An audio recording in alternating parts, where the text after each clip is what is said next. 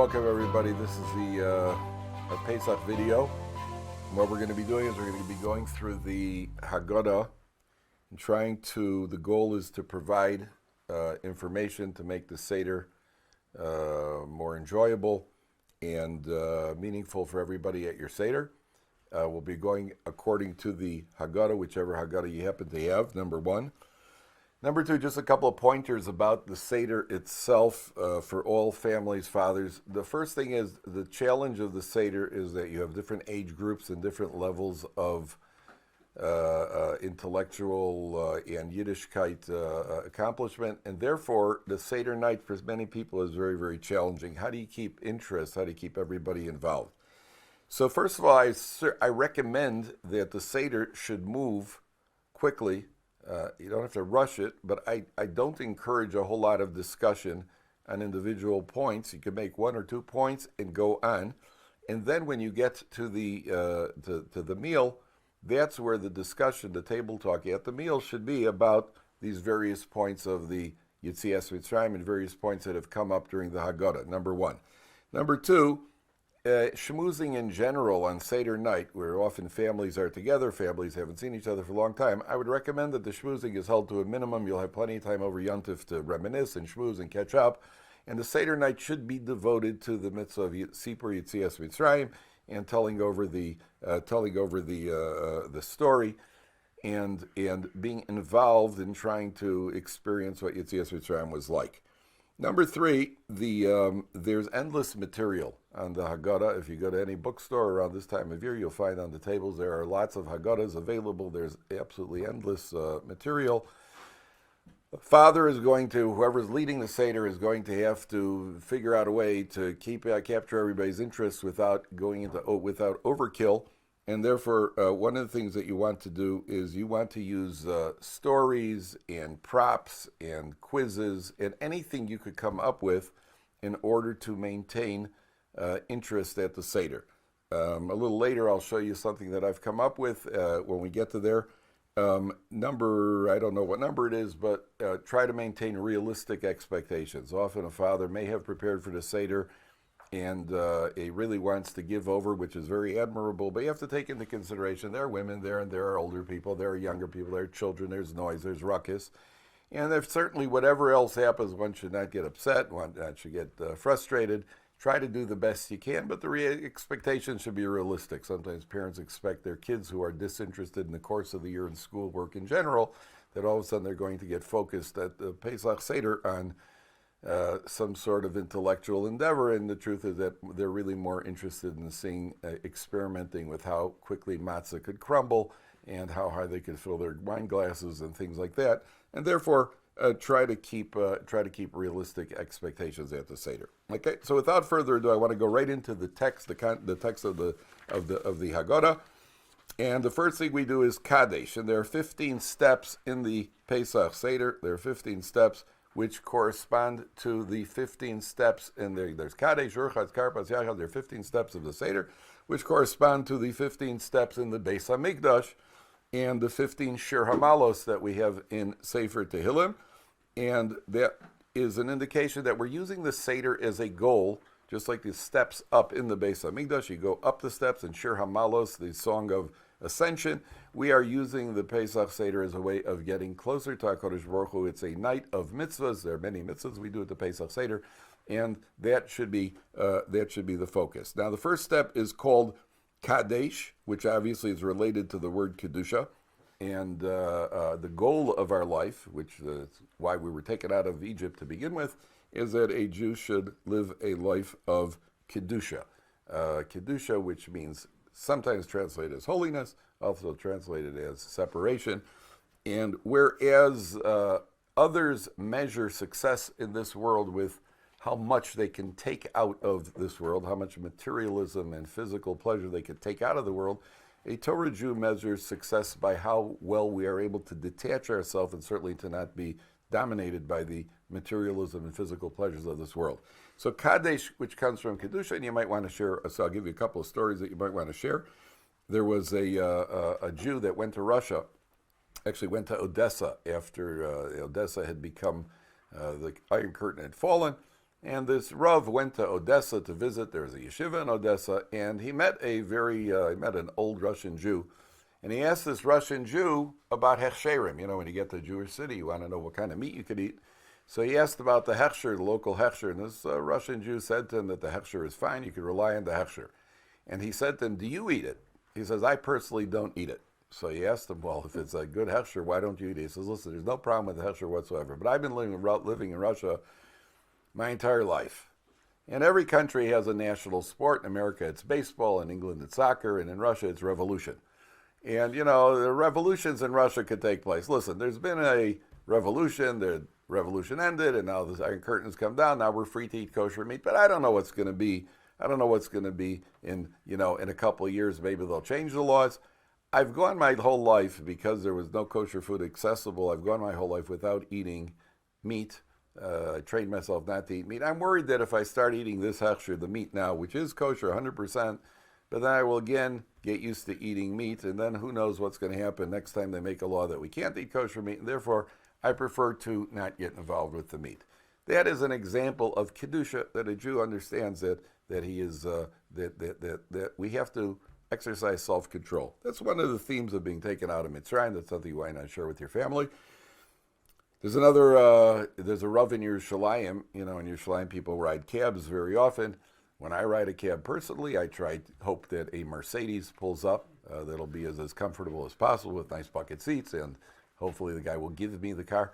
Whereas there is a Rav in Yerushalayim who rides cabs, and he actually carries a wooden plank around, and when a cab pulls up, he puts the plank on the seat where he's going to sit down, so as to derive the minimal amount of pleasure from this world as possible. Now, some people may be holding at that level. I personally am not. I don't know how many of you are. This Rav happens to be. That is the theme of Kadesh. The next step in the Haggadah is Urchatz. And one of the ideas is that we wash our hands, because there's a halacha that if you eat wet fruit or vegetables, then you have to make a bracha. You wash, you do not make a bracha, but you do have to wash. This is a halacha. Many people don't know that if you dip something in liquid and your hands have not been washed, you have to wash it and do a netilas yadayim without it. We do not make a bracha.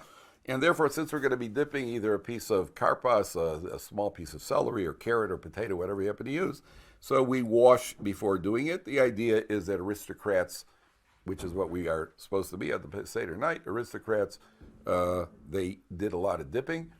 Number one. And number two, you have to remember the halacha that we do not eat more than a kazayas. Eat less than a kazayas, so that we do not have problems with a suffix of making the after bracha, a doubt, because a person could put himself in a state of doubt. And therefore, we do the Urchatz, and we have to remember not to make a bracha. It is advisable that when people are doing this, they should talk while they're doing it, carry on a conversation, so that you do not accidentally, if somebody accidentally makes an netilas yadayim, which generally happens and which is not uncommon, especially when a seminary girl is visiting home and she gets to the sink and then she makes a mistake and then he has a question about what to do now, and that's a lot of fun. And sometimes there's always one comedian brother who pretends to make a bracha. He's the one who makes a Baruch Atah Adonenu. He says Adonenu very quickly, and then everybody's shocked, and he goes, I didn't really make a bracha. So you can have fun as long as it keeps interest, but don't make any mistakes, and certainly do not make the real bracha. The next step in the Haggadah is Karpas. Now, Karpas is the first thing that we do. Karpas is the dipping of this vegetable. And it's the first thing that we do that is kind of off the, make Kiddush, Kadesh, we make Kiddush, that's regular. Urchatz, we are used to washing hands. All of a sudden there's dipping this small piece, which we've spoken about. Now, you dip the vegetable into the salt water, and what's remarkable about this is that it's an appetizer. Different than all other appetizers is that this appetizer, after we eat the karpas, then we end up waiting for the main course. Normally you eat an appetizer. An appetizer is something that tells us, it triggers off our appetite, and then we bring out the main course and we eat. Here, depending on whose Seder you're at, you could end up waiting possibly as much as 2 hours or even more in some Seders until they actually bring out the food. What's really going on with the karpas? So you might want to share this with your family. The idea of the karpas is that when Moshe Rabbeinu came to redeem the Jewish people, So there's a medrash that says Moshe Rabbeinu showed up. He said, Pakod Pakadati. The Jewish people believed he was the Redeemer, and then Moshe Rabbeinu disappeared. And according to one opinion, he did not come back for 6 months. Now, why did Moshe Rabbeinu leave and disappear and eventually come back? And the answer is that the Jewish people, after 210 years, they certainly believe they're going to be redeemed, but there's belief and there's belief. If I would ask somebody, do you believe Mashiach is going to come? We all believe Mashiach is going to come. Yet, if you looked at the news this morning, most people did not look on the headlines to check was there any Mashiach sighting. And nobody walked away from the news disappointed that there was no Mashiach report. Now, if we believe Mashiach is coming, why is it that we weren't disappointed? And if a person goes to a bus stop and you wait for a bus, so then you're looking down the block, you're waiting for a bus, a train, and you're expecting it to imminently come. Why is it that we don't feel the same way about Mashiach? The answer is that there's belief and there's belief. There's one type of belief. We believe the concept, but do we really living it and internalizing it? The Jewish people believed there would be a Redeemer, but when you're being whipped by Egyptians in hot weather with nothing to drink and you're building pyramids, and somebody says, don't worry, one day it's going to be okay, we're going to have a Redeemer. Yeah, I believe it, but is it real to you? Is it real?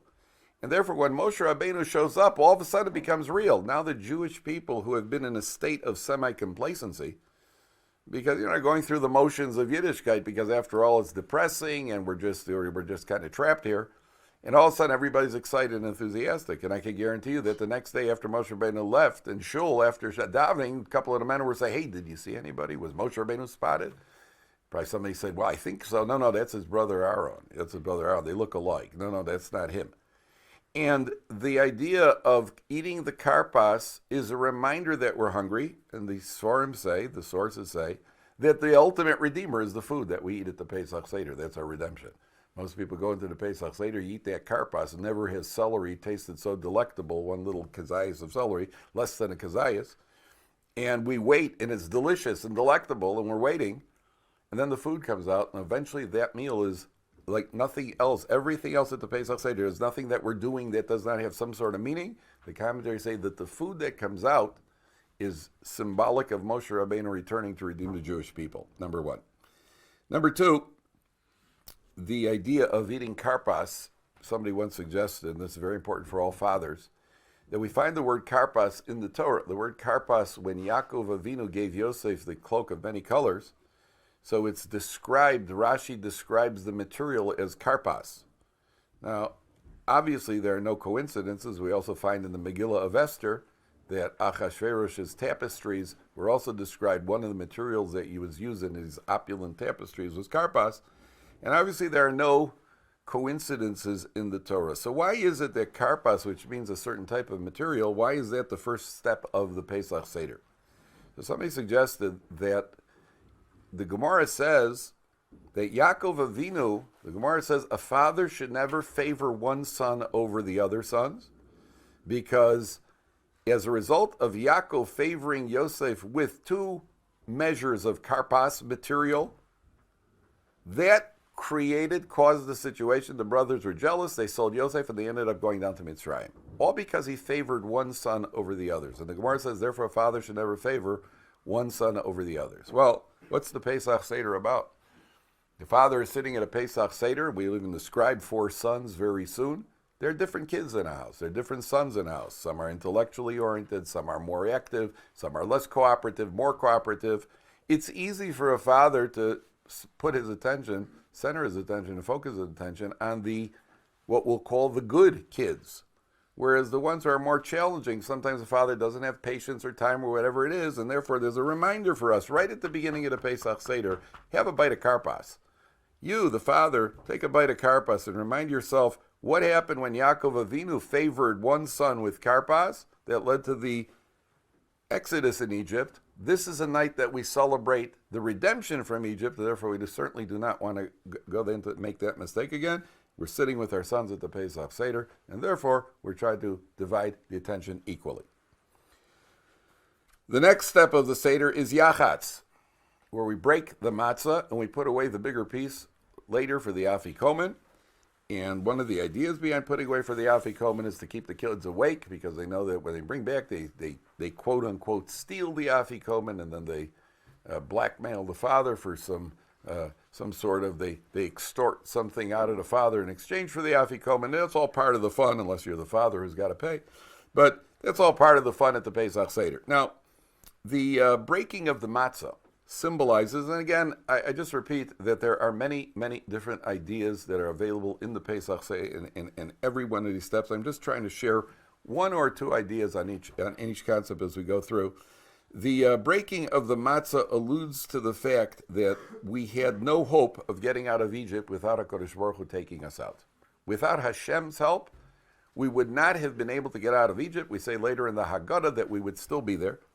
And the broken matzah represents, like anything that's broken, despair, despondency. We're in a hopeless situation until HaKadosh Baruch Hu takes us out.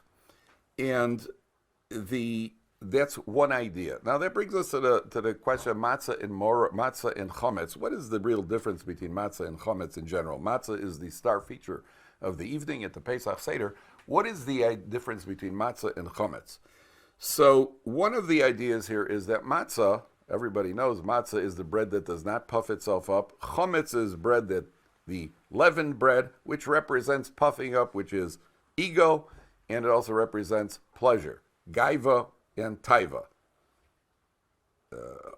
Ego and the desire for pleasure, which we tried to put away for 7 days, which represents 7 decades of the average lifespan, 70 years, symbolically that we are removing the evil inclination, the Yetzer Hara of Gaiva and Taiva, the catalysts of all sin. We're removing that for the 70 years of the average lifespan. Truth is that the average lifespan now is a little longer. Men live to about 73 or 74. Women, the average lifespan for women is about 78. Why that is, we don't know. But the women generally outlive the men. No comment. There's another idea by the chametz and the matzah, and the other idea is that if you look at how matzah is made and you look how chametz is made, how does a woman bake bread? She takes dough, puts in a leavening agent, some yeast, leaves the dough alone, and then the dough rises overnight. Right? The dough puffs itself up, so to speak. Chametz represents the dough participating in its own development. You take the dough, you leave it alone, and the dough then puffs itself up. Matzah, if you've ever seen how matzah is baked in a factory, take flour and water, you mix it up, flatten it out, roll it out, next thing you know, into the oven and out it comes. The matzah does not participate at all in its own development. Eating the matzah on the night of Pesach is symbolic of the idea that the same way that matzah is made with a force from the outside and does not participate whatsoever in its own development. Similarly, the Jewish people would have been trapped in Egypt, would never have been able to get out. It was completely a force from the outside, which is the Ribbono Shel Olam taking the Jewish people out of Egypt. And it could be you'd like to share the following stories with your family, ideas of Hashem's involvement in man's life, Siyata Dishmaya. So I'll give you a few stories that you could possibly use at the Pesach Seder. Rameir Chodosh was the mashgiach, the spiritual advisor of the Hebron Yeshiva. When he was 15 years old, he was walking in Russia. And in Russia, in those days, you had to have identity papers. If you didn't have identity papers, so then you were possibly suspected of being a spy. He was 15 years old, and he was walking through the streets of Russia, and a platoon of soldiers stopped him, and they asked to see his papers. He didn't have any papers.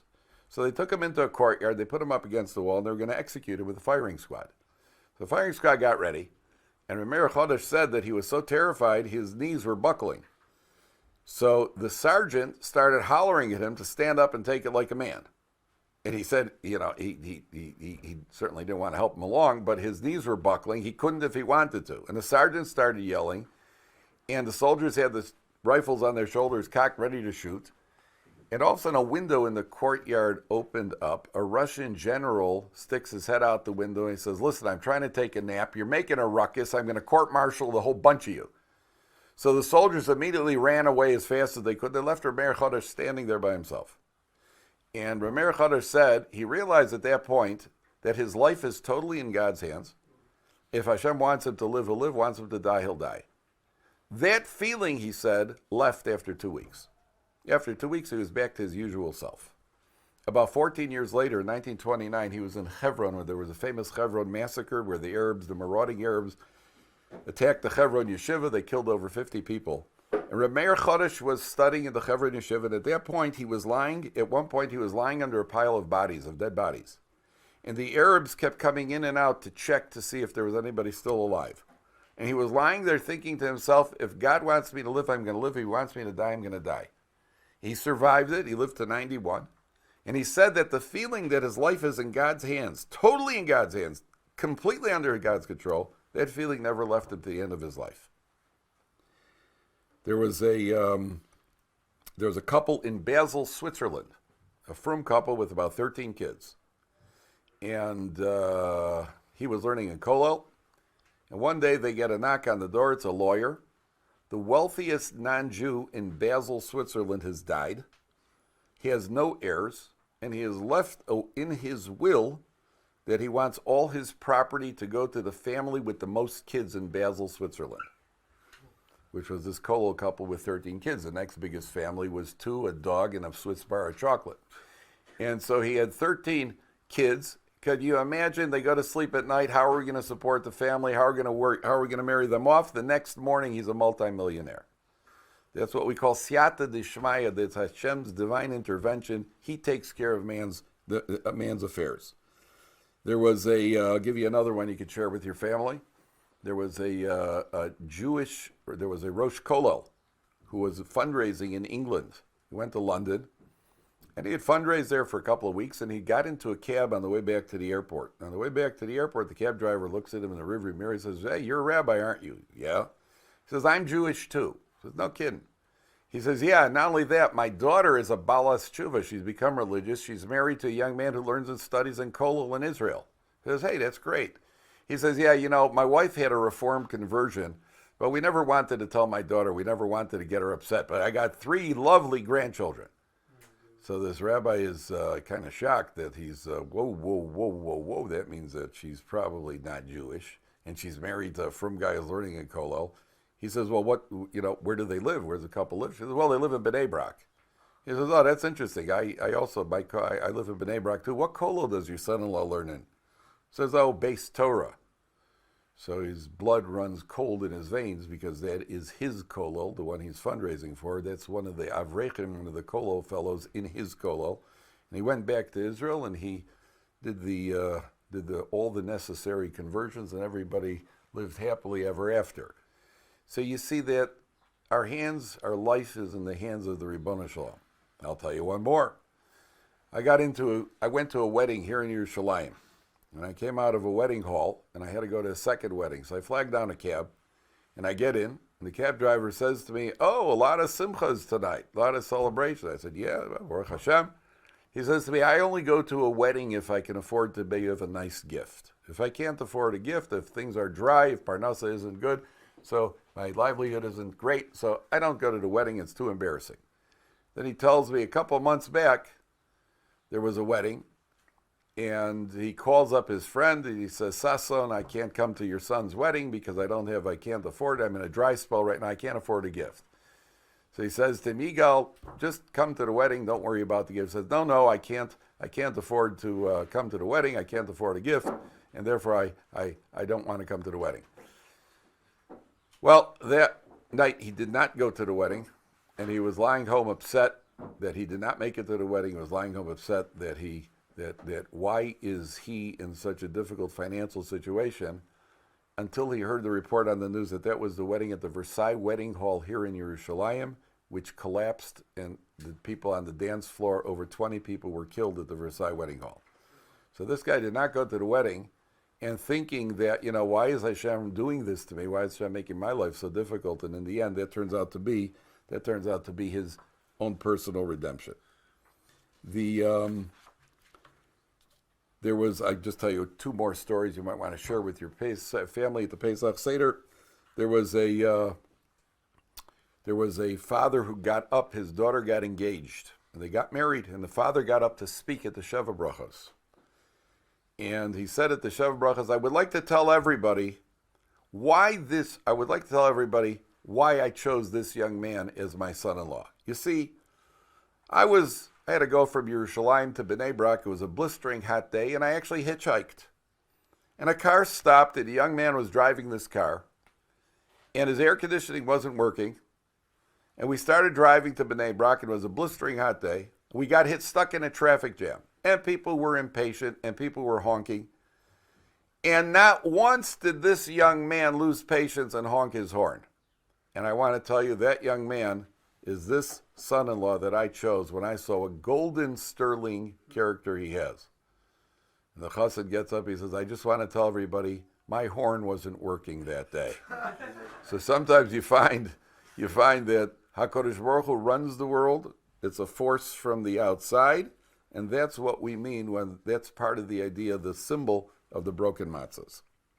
The next step of the Seder is what we call Magid. Magid is where we start telling over the story of Yetzias Mitzrayim. We get involved in the active telling of the story.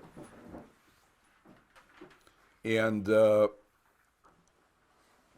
in Parshas Noach, the Torah says in Parshas Noach that when Ham saw his father exposed, he ran out and told his brothers about it. Vayaged le'echav. He told his brothers.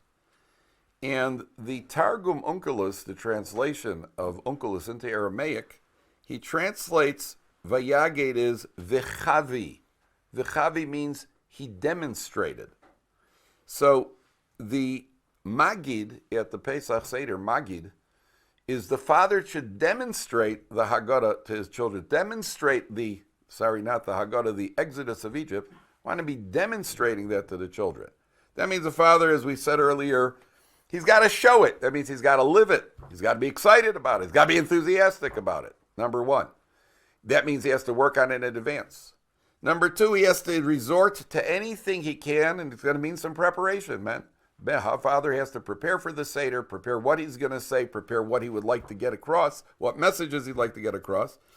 And therefore I said some people use props, for example, like at the 10 plagues, which we'll speak about, the plague of blood, so they'll have some red, some red juice on that they'll spill on the table, or they'll, at the hail, they'll throw like cotton balls into the room. I know one guy who, at the plague of frogs, one guy who was a student of mine, who actually had a live frog with him, which he released at the Pesach Seder.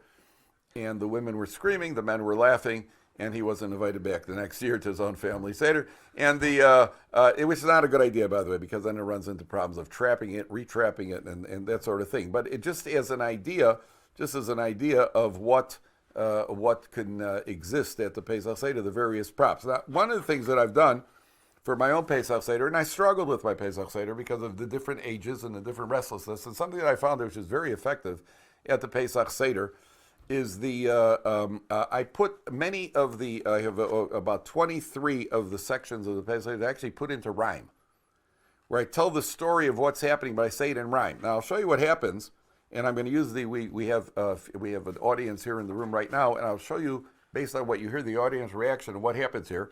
So, for example, on the section called Lachma Anya, right? So I wrote the following. I'll just give you an example. Lachma Anya is when we're pointing to the bread and inviting people in. So, for example, what kind of game is it which we're playing? Inviting in people who can't hear what we're saying. The answer is we're not inviting. We're doing something much more exciting. Good, see? We're telling the story of the Jewish nation, and this is what happened in their situation. Good, guys, good. They left Mitzrayim in a very big rush. Some of the people didn't take much. So those who did called out nice and loud, come and eat with us. We don't mind a crowd. See? Now, what I'm demonstrating over here is, this is actually in rhyme. And what I found, I did this because my family had different ages, and what I found was the kids love guessing the rhyme words, and the adults actually love it more. Actually, the first time I ever had kept the adults' attention. And the adults just feel so wise and intelligent being able to guess rhyme words. I'll just give you another example. Rebbe Elazar ben Azariah had a beard, but something about it was a little weird. He went to sleep as usual one night. When he woke in the morning, some had turned white. Look at that. So although he was young, just 18, he said out loud, Harei ani keven shivim, and so on and so forth. So I have actually put this into, I put a good part of the Pesach Seder in rhyme. If anybody's interested in the rhymes, anybody who's watching, if anybody's interested in the rhymes, you can email me, and I will be glad to send you the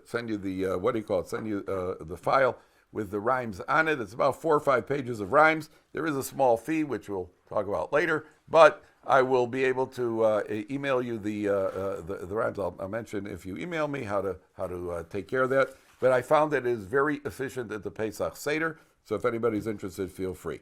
My email is David B, as in baseball, Kaplan, David B. Kaplan @gmail.com, and you can feel free to email me. The next step at the Seder is the Lachma Anya, which is what we were just rhyming about. And the Lachma Anya is where we point to the bread, and we mentioned that this is the poor man's bread that they ate when they were leaving Egypt. And the obvious question that many people ask is, because in the Lachma Anya we say, anybody who's hungry, come join us. And the question becomes, why would we be inviting people in who can't even hear us? Why are we saying, anybody who's hungry, come and join us? And in fact, nobody can hear us. And one of the commentaries answers that, and this is a good question you could challenge your family with, one of the commentaries, I think the Vilna Gaon answers, that this was something that was actually said. This is a historical report, because the Jewish people, when they left Egypt, some of them had more provisions and some had less provisions. Those who had more were inviting in those who were hungry, those who did not have. They were saying, anybody who's hungry can come and join us, number one. Number two, there is an idea here that we want those who are poor, those who actually are guests at our Pesach Seder and perhaps are destitute, we are saying, we're making an announcement, Lachma Anya, we're eating poor man's bread too, so that those who are poor or destitute, it's nice to have, it's a wonderful thing to have guests at the Pesach Seder, and we're telling those guests, we're making an announcement that we ourselves are very, very, we're also in exile, we are also destitute, therefore they shouldn't feel bad and sensitive about having to be invited to the Pesach Seder. That's one of the ideas. And in general, when it comes to tzedakah, dealing with poor people, there's sensitivity that's required. That's one of the biggest parts of the mitzvah, and there's something that could also be taught to a family, the mitzvah of dealing with poor people and how sensitive we have to be when we are dealing with the unfortunate. There's actually a organization that distributes cartons of chickens here in Eretz Yisrael, in Yerushalayim. They give poor people chickens, and they actually sell the chickens at, they will call people up, and they say they sell a carton of chicken. Let's say a carton of chickens costs 800 shekels, they'll sell it for 150 shekels, which is only in order that the poor man shouldn't feel he's getting a handout, which will be embarrassing. He could feel that he's paying for it, and that will help him to salvage his pride. And not only they do that at a ridiculous cost, just a ridiculous cost, it can't possibly be just enough that the person could afford it and feel good, but then they will give them a choice of hechsherim. They'll actually ask them which hechsher they would like, because there are many different hechsherim. And not only that, they will call them up afterwards, and they'll call and present themselves as customer service. Were you satisfied with the chickens, with the freshness, with the size, with the taste, everything else, in order that the poor people should feel that they are also dignified. And that's part of the goal of, one of the biggest goals of tzedakah, is to help the poor people maintain their dignity. Interestingly, Lachma Anya, poor man's bread, the numerical value of Lachma Anya is 210, which is 210 is the amount of years that they actually worked in Egypt. They were supposed to be there 400 years, but the hard labor was 200. They were there for 210 years. The labor was 130 years. They were there for 210 years, and then they got out. The next step is the Manishtana. And the Manishtana, in many families, the kids get up and they sing the Manishtana, and each one takes turns asking the questions, and that's beautiful to keep them involved. An explanation of the Manishtana, first of all, if you notice that the first two questions, the first one is Kulo Matzah, and the next one Matzah, the second one is Moror. And the last two questions, one is dipping and one is about Misubin. Misubin means leaning, that we're leaning at the Pesach Seder like aristocrats. and I believe it's the Vilna Gaon who says that the Manishtana is actually a synopsis of the whole evening. The first two questions deal with matzah, which is poor man's bread, moror, the bitter herbs, which represents the suffering of the Jewish people in Egypt. And the last two represent freedom and aristocracy, the dipping, which is something only aristocrats do, leaning, which is something aristocrats do, and therefore the Manishtana is actually a synopsis of the entire Seder. It begins with the subjugation of Egypt, the first two questions of the Manishtana, the moror, the matzah and the moror, and then it goes to the redemption, which is the dipping and the leaning. Idea number one. Idea number two is that the asking questions is an indication of where we're holding, because a slave doesn't ask questions. The fact that we're asking questions at all, that's an indication that we are free people. Slaves, people who are under other people's control, they do what they're told, they do not ask questions. The fact that we're able to ask questions, that is an indication of the freedom of Mitzrayim. The next step in the Haggadah is where we say Avadim Hayinu. We talk about being slaves to Paro, and you might want to ask your family why it is that we're celebrating if it wasn't us who physically got out of Egypt. And the answer to that is because it says in Avadim Hayinu that if Ve'ilu Lahotzi HaKodesh Baruch Hu Es Avoseinu MiMitzrayim, if Hashem would have taken out our forefathers, we would still be there. And that has to be emphasized. We're celebrating because there was no way to escape from Egypt. If the question, why are we celebrating? Because if not for them leaving, we would still be there, number one. Number two, at the end of this is a key point in the Haggadah. It says, one who does a lot of recalling and recounting and telling over the story of the Exodus is praiseworthy. Now, the simple explanation is, well, it just shows that we're doing the mitzvah eagerly, which is beautiful to do the mitzvah and talk about it a lot, number one. But you see, at a deeper level, if a person has truly experienced something exciting, a person who goes to the amusement park, kids go to the amusement park, they talk about it for days afterwards. Spontaneously, it just bubbles over. A family that has celebrated a wedding, a child's got married, people come home from weddings and they stay up till 3, 4 in the morning talking about it. Talk. When you've experienced it, you're excited about it. The Chol Amar B'Lesaper B'Yetzias Mitzrayim is an indication. It's not just that we should do it. It's an indication that we genuinely are tapping into what it means to have left Egypt, because we are excited in speaking about it. We're bubbling over with enthusiasm. That's the idea.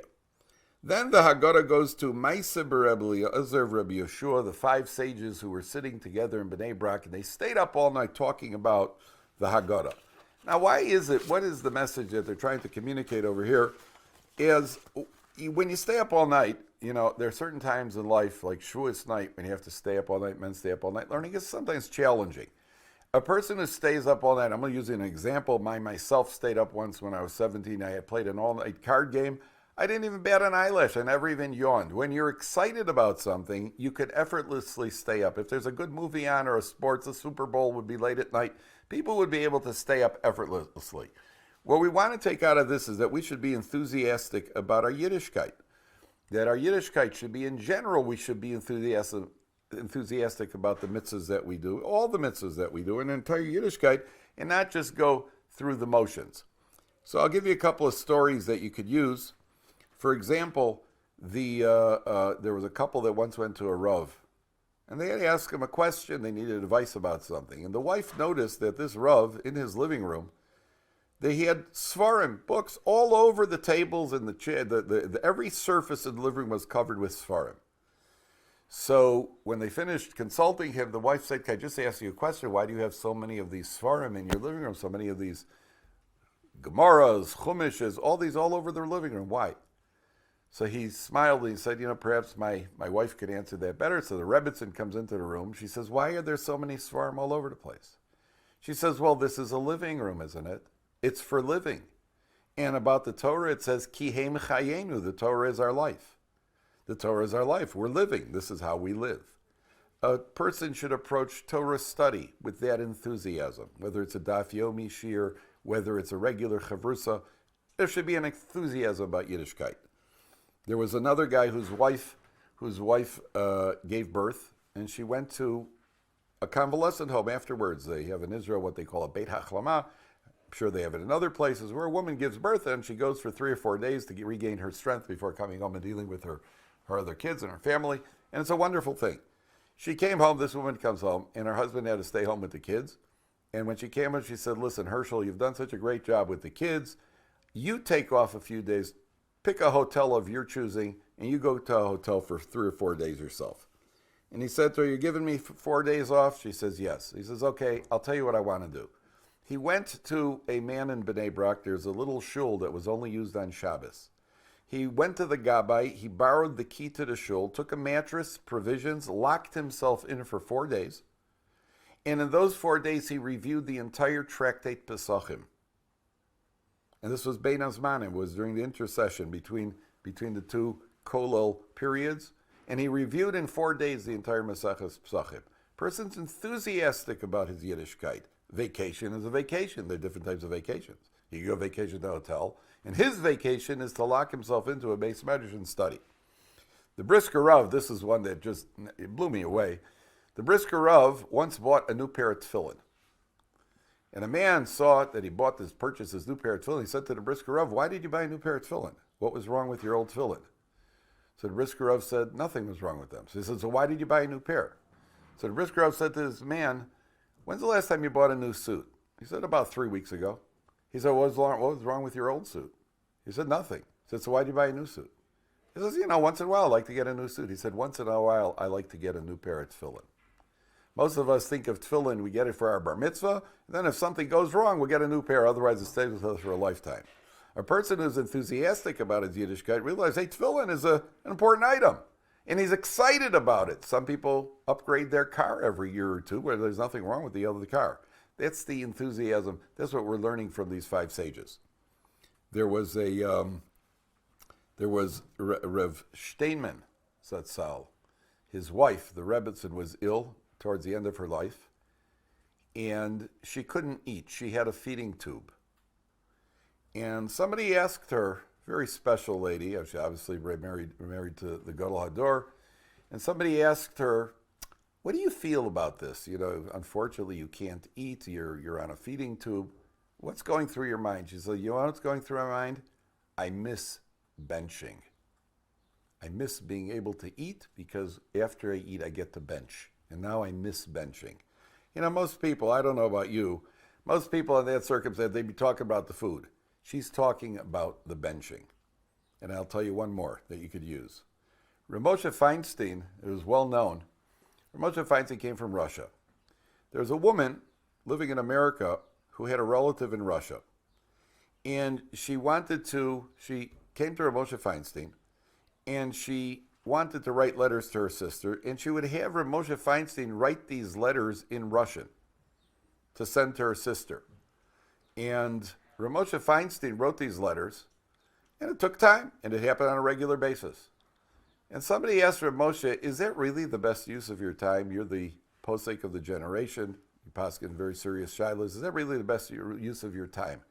Rav Moshe Feinstein said, when it comes to doing chesed, when it comes to helping people, don't think before you do it. Just do it. Afterwards, you can think about maybe next time I should or shouldn't do it. If we think about it, we'll always say no. Our enthusiasm towards chesed should be just say yes. We say yes. Not no unless it's yes. It's yes unless it happens to be no. That's the attitude we should have. The next section of that we want to speak about a little bit is the 4 sons. Now, when we get to the 4 sons, the first son is called the Chacham. And the Chacham, the question that the Chacham son asks, we have the 4 sons in the Haggadah, and the Chacham says, Maha Eidos ve'achuki ve'amishpatim, a very long, drawn-out question. And the truth of the matter is, if you look at the question that the Rasha asks, he says, Maha avoda azos lachem. What is this service that you're involved with? And many commentaries ask, well, what's the difference between their questions? Reb Chaim Shmulevitz Zatzal said, the truth of the matter is there is no difference.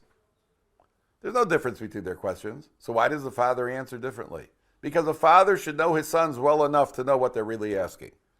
Where's the Chacham coming from and where is the Rasha coming from?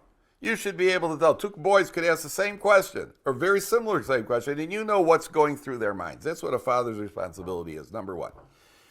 Number two, the Chacham asks this question, and he's asking all sorts of details. So I'll give you a very interesting parable. I think the Dubna Magid brings this parable.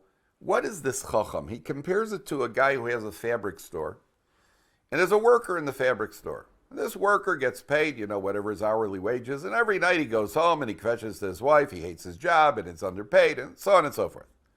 His son starts working for him. And every night his son comes home and says, Dad, how about this fabric, and which fabric is worth more, and which is a finer fabric, and where do we import it from, and how do we use it? Why is he asking, and the other one's complaining? The answer is he wants the details. Because he feels that he's working for his father, he wants to serve his father as faithfully as possible. The other one, he's in it just because he got to do it. That's the difference between the Chacham and the Rasha. The Chacham is the son who wants to know all the details because he wants to serve Hashem as best as he can. The Rasha asks a general question, what's this all about? Because he's not really interested, number one. Number two, if you take a look, the next son is the Rasha, and what is the answer we give the Rasha? We say to the Rasha, the father says, he answers in third person. He says, Afata keshev emor bavor zeh shel livi lo. He did it for me and not him. Had he been there, ilu hayasham lo hayanigal, he wouldn't have gotten out of Egypt. It's very interesting. He answers him in third person. He's not even talking to him. You know why? He's not talking because he never asked a question. Sometimes in life, a person could make a statement in question form. Imagine a wife who just washes the floor and her husband comes walking into the kitchen. And the wife says, why did you just walk across the floor? I just washed it. The husband says, well, I had to get to the refrigerator to get an apple. Wrong. The correct response is, I'm sorry for being inconsiderate. Because she wasn't asking a question. She said it in question form. Sometimes people attack Torah Jews. Why is it that you don't go to the army? Why don't the religious Jews go to the army? It's not a question. It's a statement in question form. This Rasha, when he says, Ma avoda zosach, what is all this? That wasn't a question. That was a statement. Person makes statements, we don't respond. The father turns to everybody else at the Seder and says, if this guy was in Egypt, he wouldn't have gotten out. Why is he turning to everybody else? He doesn't want that this negative force should influence anybody else at the Seder. Him I can't speak to. He's not listening. He's not asking me a question. He's making a statement. What am I going to do? Argue with him? Arguing doesn't get you anywhere. So the father turns to everybody else and says, if he was with us, he wouldn't have gotten out. Because I have to be concerned that his negative attitude doesn't spread to everybody else. The Tam is what we call a simple son. So the Tam asks a general question as well. He says, what is this? Mazos. What's going on here? So the commentaries compare the Tam and the Cham. You ever see a kid on a plane walks into the cockpit. You let him into the cockpit. If you walk into a cockpit, I know I would do the same thing if I would be allowed in. You walk into a cockpit, you see all these wires and buttons and everything else. So you got one kid who walks in and he says, hey, what does that green button do? There's always a big green button. What's that big green button do? Why? You understand everything else that you want to know about the big green button? Say, he's simple. That's what he sees. That's what he asks about. What does the intelligent son come in? Theoretically, if he'd walk into a cockpit, I want to know how this entire system works together, how it operates and how it functions. He knows enough to know that he doesn't know to be able to ask about one detail. So he asks, how does the entire system work? That's the difference between the Chacham and the Tam. The She'eno Yodea Lishol. So the Haggadah says, the one who doesn't know how to ask it all, at Pesach lo, you initiate the conversation. You initiate with him, because he doesn't know enough to ask. The extension of this is, by the way, that when you have children in the house, this comes from the Stipler of Chaim Kanievsky as well, not my own idea. A father has children in his home, a father should learn Torah with his kids, at a simple level, and certainly a little bit of Musar. Even if it looks like they're not paying attention, it goes in. Initiate it, just for a few minutes, a couple of minutes a day, 4 minutes a day, 5 minutes a day of Musar. It goes in, it takes root. Talk about Gan Eden, talk about Gehenna, talk about Jewish fundamentals. It looks like the kids aren't interested. He's the Sheno Yodei Lishol. Talk to him. Apsachlo. It has an effect.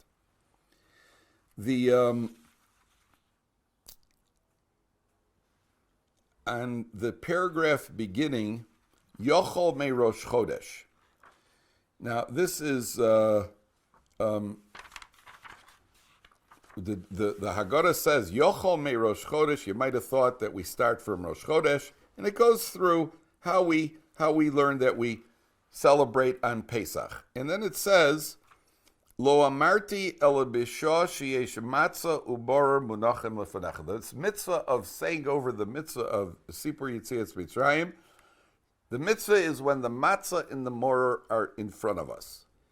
And the commentaries explain that we need a visual aid. The power of seeing something has an effect. Do you know that there's a halacha that when a person benches, we're supposed to cover all the knives at the table? You cover the knives when you bench. Why do we do that? So the Gemara says because there was a man who was benching, and he came to the part about Uvenei Yerushalayim, thought about the destruction of Jerusalem, and he was so despondent he took a knife and he killed himself. So what do? We cover the knives at the table. Now, isn't that interesting? We cover knife. You're talking about a guy who potentially is suicidal, but if you put a napkin on the knife, that'll stop him. I mean, why should it have? You could just as easily pull the napkin off. The answer is that the visual aid has an effect. Not seeing it is enough in certain circumstances to make the difference between suicide and not suicide. And therefore, we want the matzah and the morer on the table so that we can focus and see the matzah and the morer.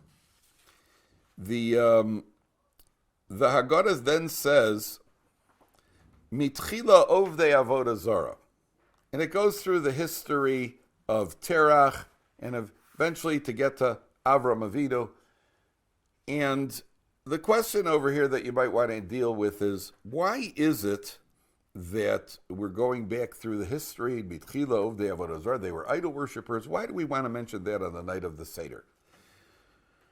So one of the explanations here is, you see, Avram Avinu was the first Jew. He had no help. He had no help at all. At the end of this paragraph, we say that HaKadosh Baruch Hu drew us near. That the kervanu ve'achshav, sorry, at the beginning, ve'achshav kervanu ha'mokom la'avodas, HaKadosh Baruch Hu has drawn us near to his service. Now, Avram Avinu had no outside help. He didn't have a father. He didn't have a yeshiva. He didn't have a rebbe. Shem ve'aver possibly, but he was basically, essentially on his own. So the reason we're mentioning this is that, again, that same theme, that if we're on our own, there's very little that we could do. And we need HaKadosh Baruch Hu's help in order to, even in the spiritual realm, to pull us along. And I'll give you a couple of examples you could use. There was a couple living on a left-wing kibbutz here in Israel, secular couple, completely anti-religious kibbutz. And somehow, some way, they became Bal Tshuvas. Somehow they came back to Yiddishkeit. And the couple then decided to leave the kibbutz, obviously for the pursuit of their religious beliefs, and they moved to Mea She'arim. Now, those of you who have been to Mea She'arim, that's quite a geographically, it may not be that far, but ideologically, you can't get much further. They went to live in Mea She'arim, and they were living as complete Torah Jews. She covered her hair, kashrus, Shabbos, all the mitzvahs. Only one problem: she was a cigarette smoker, and she could not avoid smoking on Shabbos. Now that's bizarre. You have a frum woman, hair covered, everything, but she was smoking on Shabbos, complete Shabbos desecration. The husband was beside himself. They got to the point where he thought he's going to have to divorce her. He can't be married to a woman who's desecrating Shabbos. And they didn't know what to do, so they sent a question to Rav Elyashiv, what should we do? Rav Elyashiv Zatzal was the leading halachic authority of the generation. What should we do? Rav Elyashiv said, check her Jewish lineage. Very strange response for Rav Elyashiv. So they checked her Jewish lineage, and sure enough, it turned out that her grandmother had had a Reform conversion, her mother's mother, which means that her grandmother wasn't Jewish, her mother wasn't Jewish, and she wasn't Jewish. So they assembled a Bet Din, and she did the proper conversion. And the very next Shabbos, she had no more craving to smoke. She stopped, never touched a cigarette again. So they asked Rav Elyashiv, was that Ruach HaKodesh? Was that divinely inspired? Rav Elyashiv said no. It was very logical, as a matter of fact. He said, here's a couple who's trying to do the right thing. The husband is for sure Jewish, and he's trying to do the right thing.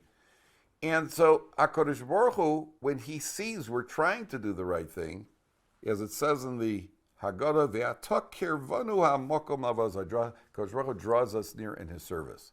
They tried to do the right thing. At the point that they tried to do the right thing, they merited to find out that she's not Jewish and that the conversion could be done and everybody lived happily ever after.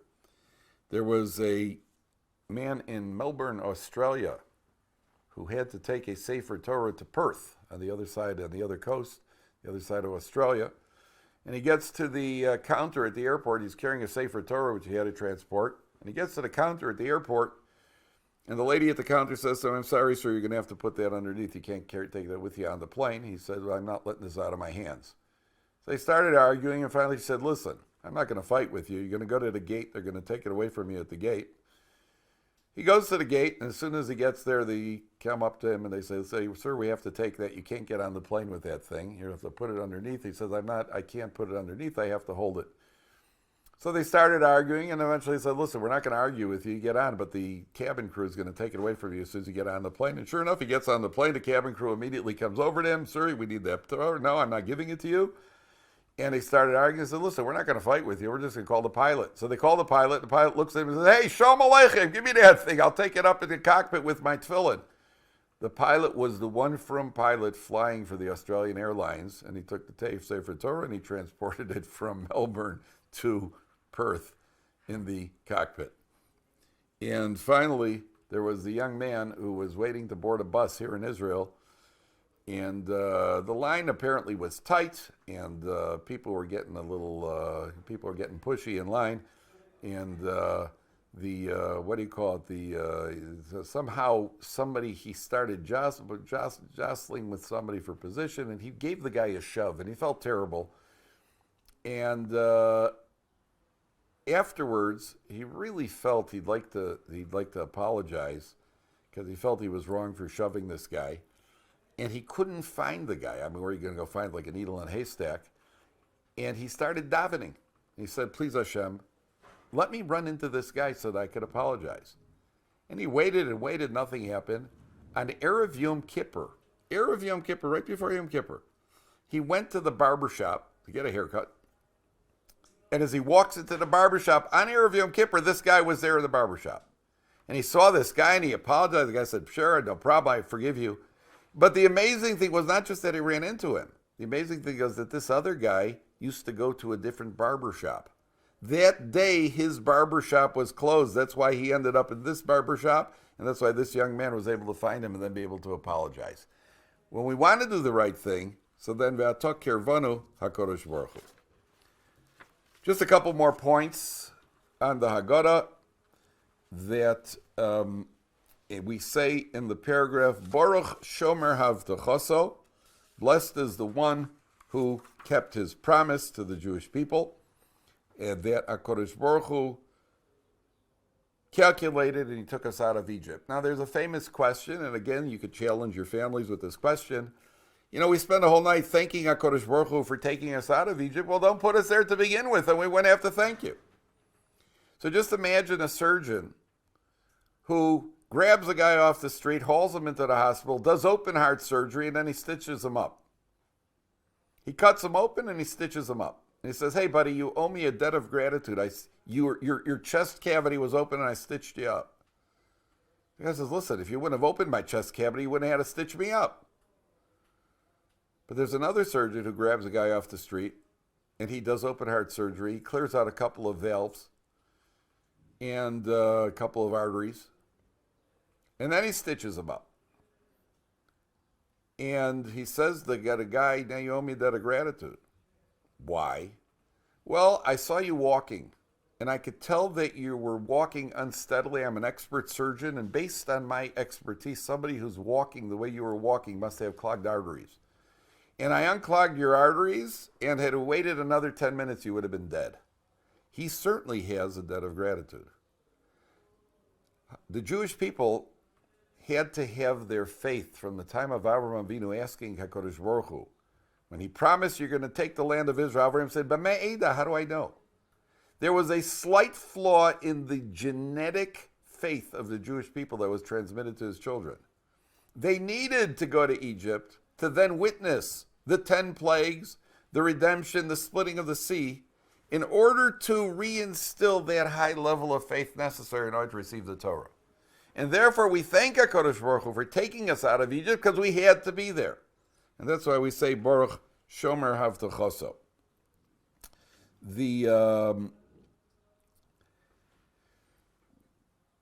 When we say V'hisha Amdo Lavoseinu, so it's always good to sing, by the way, at the Pesach Seder. There are several tunes for V'hisha Amdo. We raise the cup, V'hisha Amdo Lavoseinu. And in V'hisha Amdo, we say that in every generation our enemies want to kill us. They want to wipe us out. And the commentaries say, well, sometimes we don't see it. Sometimes there are more peaceful times for the Jewish people. And the commentaries point out the fact that we don't see it doesn't mean anything. They want to. Sometimes they're more successful, chas v'shalom, sometimes less successful. But they still there will always be pockets of anti-Semites who their greatest desire in life is to destroy the Jewish people. We say that b'chol dor v'dor. And the wording here is phenomenal, because if you take a look, it says, HaKadosh Baruch Hu matzilenu miyadam. HaKadosh Baruch Hu saves us from their hands. Now the plain meaning is, he saves us from them. HaKadosh Baruch Hu rescues us from them. Countless attempts of terrorist attacks or bombs or various plots that have been set aside, HaKadosh Baruch Hu has foiled their plans. But one of the commentaries points out, matzilenu, he saves us, miyadam, from their very hands. They themselves do something which causes us to be saved. For example, Paro, who wanted to destroy the Jewish people, and he saved us because he raised the savior of the Jewish people in his own palace. He raised Moshe Rabbeinu. Miyadam, he himself raised the eventual deliverer of the Jewish people. Number one. And a more modern day example, Hitler, for example, who instead of only focusing on the Jewish people, goes and he opens up an attack on the Russians, which caused many of his forces and his resources to be sidetracked from the Jewish people. And even here in Israel, where there was an anti-religious government, and the anti-religious government essentially brought themselves down when they made a decree that Matzah, the Chametz, should be brought into all the hospitals, and that was spelled the end of the anti-religious, the virulent anti-religious government. So HaKadosh Baruch Hu matzilenu miyadam, their very own hands, often is what causes us to be saved. Finally, we get to the what do you call it? The Dayenu, and everybody sings Dayenu, and we mentioned all the various things that we have to be grateful for to HaKadosh Baruch Hu, the many steps of the Dayenu, and the commentaries point out, why are there so many things that are mentioned? Why are there so many steps of the Dayenu? And one of the approaches is that different people are motivated and stimulated and amazed by different things. Some people are more amazed by the Torah being given at Sinai, somebody else getting out of Egypt. And then in our own lives, the application is, some people are more excited about studying Torah, some are more doing chesed, some are more tzedakah-oriented, some are more communal-oriented. Each person has his own approach in serving HaKadosh Baruch Hu, and the most important thing is to maintain that enthusiasm. And the Dayenu shows us an entire list of things we have to be grateful to HaKadosh Baruch Hu for, because different people are touched a different way. That's why there are so many Dayenus. Each individual could find that area that he's most stimulated by. Obviously, when you get to the 10 plagues, there should be a certain amount of discussion about the plagues. What would you feel like if you had blood all over the place and the only water you could get is if you bought for the water? The Egyptians could only survive by buying water from the Jews. The water then was more expensive than bottled water nowadays, if you could believe it. And what was it like to have wild animals chasing you around? What's it like to be in pitch darkness and not be able to move? And the family should get into a discussion about what it would be like to have frogs lying in you get into bed and you sit on a frog, or what would it be like to be itching and scratching all over the place from lice, and so on and so forth. And that the 10 plagues should certainly be discussed. And finally, we get to the Haggadah. The Haggadah, which is that final dirge that we say at the end about the father who bought the 2 goats, and the goats were eaten by the what do you call it, by the cat, who was eaten by the dog, who got hit by the stick, and the entire chain that goes all the way back. And one of the ideas of the Haggadah, what is this? It sounds like a child's tale at the end. And you can make, by the way, there's certain families that make the sounds, like the barking sounds and the sound of water putting out extinguishing fire, and you can have a good time with the Haggadah. But the Haggadah is obviously not just for children. The Haggadah, if it made it into the Haggadah, it's there to teach us a lesson. And this is really the ultimate lesson, the theme that runs through the entire Haggadah, which is there's a chain of events in life. And as human beings, we sometimes see the immediate cause. We see the dog, we see the cat, we see the boss, we see the problems, we see the traffic jam. And we tend to attribute our whatever situation it is, we attribute it to what we see in front of us. And the Haggadah is a reminder that what we see is not the cause. What we see is only the chain of events that leads up ultimately to HaKadosh Baruch Hu, who is moving the entire chain. He's dangling it, he's moving the chain, he's responsible for all the events. I hope you find this helpful. I hope for fathers, mothers, anybody who's watching this, I hope you find this helpful. These are, again, I repeat, these are only a few ideas to use at the Pesach Seder, a few stories. You should look up your own stories, a few parables, come up with songs, plan the songs that you're going to sing, plan the stories that you're going to tell, maybe plan the questions that you'd like to ask. And again, I recommend that while you're going through the Haggadah, you should do it. Keep things moving and flowing. And when you get to the meal when you get to they bring out the food, that's a wonderful time to discuss all these things of Yetzias Mitzrayim. And again, if anybody out there would like the Haggadah rhymes, which I had mentioned earlier, feel free to email me. There's a small fee of $12, and I'll be glad to email it to you. And we'll wish everybody a Chag Kosher v'Sameach, a meaningful Pesach, and it should be a Pesach of Simcha. You should have a Seder that you and your families not only find meaningful, but you should also find it enjoyable. Chag Sameach. Hi, this is Peretz Baruch Eichler, a proud alumnus of Ohr Somayach. Now, what you just watched is one of the many programs that Ohr Somayach provides, leaving its impact on hundreds of thousands, with so many more waiting to be reached. Ohr Somayach's Central Campus in Jerusalem has over 300 students presently learning there. And now you can be a vital part of spreading that bounty of knowledge worldwide by logging on to donate.ohr.edu. We can step up to the plate at this pivotal moment of Ohr Somayach's growth and bring the next generation of Jews home.